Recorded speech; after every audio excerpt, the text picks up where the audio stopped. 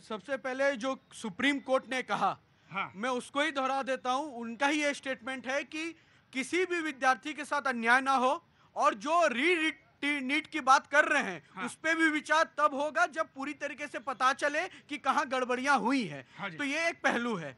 हमारा मकसद है कि स्टूडेंट को न्याय मिले, उनके साथ सम्मान के साथ वो फिर से अपनी गतिविधियों में इन्वॉल्व हो, इसमें कोई शक नहीं है। एक दृश्य ये दिख रहा है देश में, और एक दृश्य ये दिख रहा है इस देश में, जो केवल एक लोग खड़े होकर इसको मौका मौका मौका मौका ढूंढने का प्रयास कर रहे हैं राजनीतिक पॉइंट ऑफ व्यू से। तो दोनों दृश्य को देखने की आवश्यकता है। पहले दृश्य में डिसीजन आने वाला है, सरकार यूथ के साथ खड़ी है, स्टूडेंट के साथ खड़ी है। और जो दूसरा दृश्य दिख रहा है, उन लोगों से मैं पूछना चाहता हूं, युवाओं की बात करते हैं, युवाओं के भविष्य की चिंता की बात करते हैं। अच्छा होता कि कल जो फिलिस्तीन के झंडे निकाल रहे थे युवा, उस पर भी कुछ उनको ज्ञान।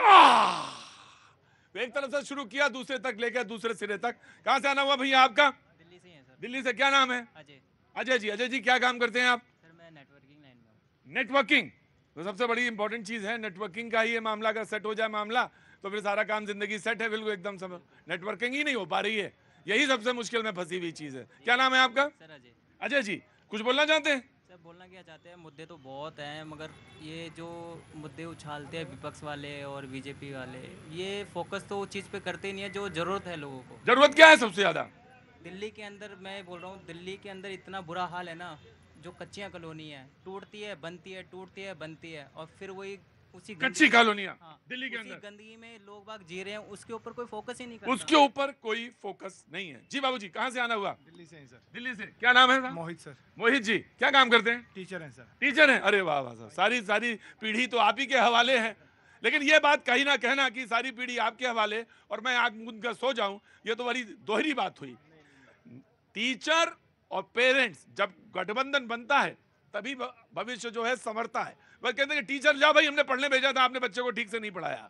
ये कहना आसान है, लेकिन बच्चे का भविष्य तभी बनेगा जब घर में पेरेंट्स भी ध्यान रखेंगे। कुछ कहना चाहते हैं? जी सर बोलिए। सबसे पहले तो ये है सर कि जो आपका का दो विषय हैं, एक तो नीट का, हाँ। कि इसमें सरकार की भी मैं जवाबदेही तय करना चाहूँगा कि सरकार को भी देखना चाहिए कि बच्चों का भविष्य खराब ना और जल्दी से रिजल्ट आए। कितने बच्चे या तो रीनीट या रिजल्ट के वेट में बैठे हुए हैं कि अगर सुप्रीम कोर्ट में मैटर है तो उससे पहले सरकार की जवाबदेही है कि वो जो इंक्वायरी बैठा के क्लियर करे क्या पेपर लीक हुआ। ये बात सुप्रीम कोर्ट ने भी कही है कि अगर एग्जाम होना है या इस मैटर को बहुत जल्दी से जल्दी सुलझाया जाना चाहिए। कांग्रेस का पहलू प्रणाम जी। देखिए मेरे बीजेपी के मित्र कह रहे थे कि इस पर शायद राजनीति हो रही है। जी राजनीति तो पिछले 10 सालों से युवाओं के साथ भारतीय जनता पार्टी कर रही उससे है। पहले नहीं।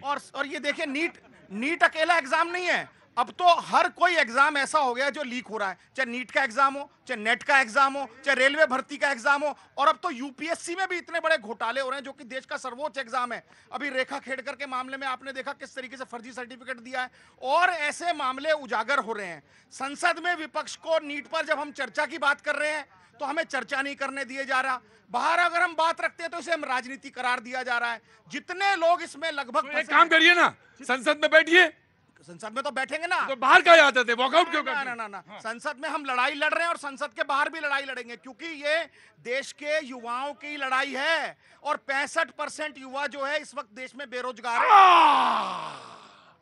संसद से सड़क तक डोलते हैं लोग, चांदनी खुद पी रहे हैं, अंधेरा बोलते हैं लोग। गजब है भाई, बातचीत का सिलसिला अच्छा जुड़ रहा है।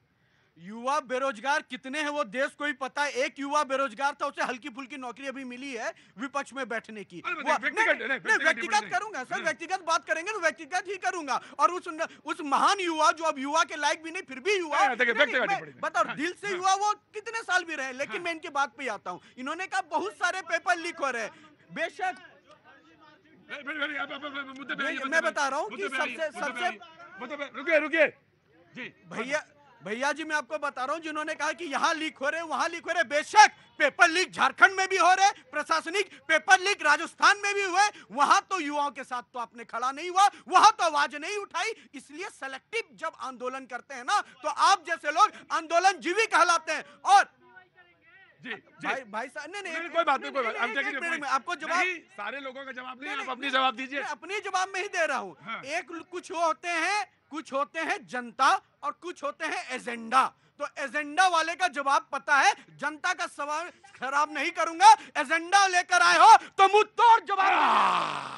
आजा भैया जी।